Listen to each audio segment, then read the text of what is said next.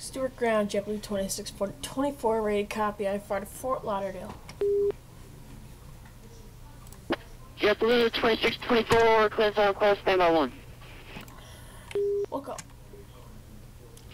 JetBlue 2624, clear to the Fort Lauderdale Airport.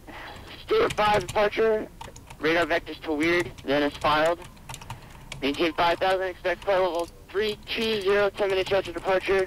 Departure frequency is currently 22.8.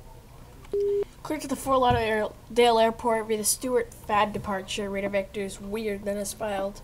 Maintain 5,000, expect flight level 32010 minutes after departure. Departure is on 1 to 2.8, squawking 2601 for JetBlue 2624.